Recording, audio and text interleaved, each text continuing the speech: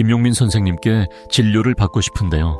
직원이 컴퓨터를 확인하더니 말했습니다. 김용민 선생님은 오늘 안 나오셨는데요. 오늘만 안 나오신 건가요? 아니요. 개인적인 사정으로 며칠째 병원에 나오지 않고 계세요. 하필 지금이라니. 그냥 돌아가야 하나 고민했습니다. 그러다 손에 들고 있던 진료 수첩을 바라봤습니다. 여기까지 왔는데 그냥 돌아갈 수는 없었습니다.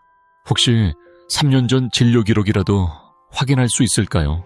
잠시 후 저는 김용민 선생님이 아닌 다른 선생님의 진료를 받게 되었습니다. 선생님은 3년 전 기록을 하나씩 살펴보기 시작했습니다. 감기, 인후염, 상기도 감염, 비슷한 기록들이 이어졌습니다. 그런데 어느 순간 선생님의 손이 멈췄습니다. 어머니 조금 이상한 게 있는데요. 선생님은 모니터를 다시 확인했습니다. 김용민 선생님이 아이를 마지막으로 진료하고 며칠 뒤에 이 기록을 다시 확인하셨네요. 며칠 뒤에요? 아이는 이미 상태가 호전됐었고 그 뒤로 병원에 다시 오지도 않았습니다.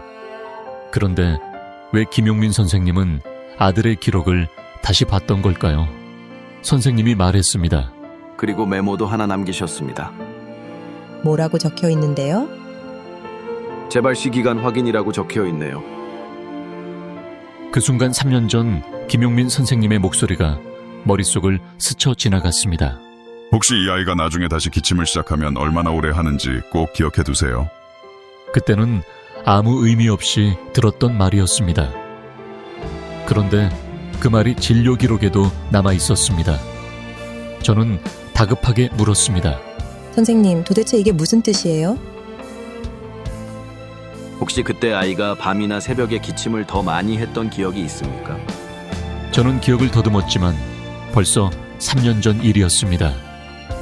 잘 모르겠어요. 그냥 감기에 걸리면 다른 아이들보다 기침을 오래 하긴 했던 것 같아요. 선생님이 고개를 끄덕였습니다. 그리고 조심스럽게 말했습니다. 당시 김용민 선생님께서 한 가지 가능성을 의심했던 것 같습니다. 무슨 가능성이요? 잠시 침묵이 흘렀습니다. 기침형 천식입니다. 천식이요? 그런데 우리 아이는 숨이 차거나 쌕쌕거린 적도 없었는데요. 그래서 알아채기 어려울 수 있습니다. 일반적으로 생각하는 천식과 달리 기침이 주된 증상으로 나타나는 경우도 있으니까요. 하지만 당시에는 아이의 증상이 좋아지고 있었고 기록만으로 확정할 수도 없었을 겁니다. 그 말을 듣는 순간 3년 전 김용민 선생님의 행동들이 하나씩 떠올랐습니다.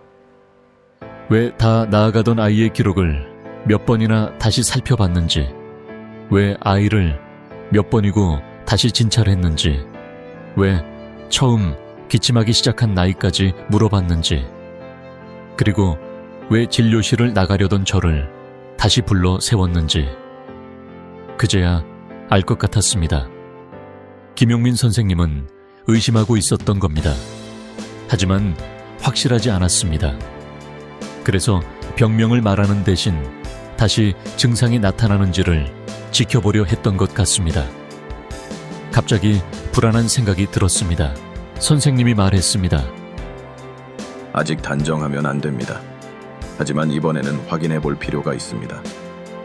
기침이 얼마나 지속됐는지, 밤이나 새벽에 심해지는지, 운동을 하거나 찬 공기를 마셨을 때 심해지는지도 봐야 합니다. 그 말을 듣는 순간 3년 전 김용민 선생님이 왜 그렇게 기침하는 기간을 강조했는지 조금은 알 것 같았습니다. 저는 병원을 나왔습니다. 그리고 접수대에 연락처를 남겼습니다. 김용민 선생님이 돌아오시면 꼭 연락 부탁드린다고 전해주세요.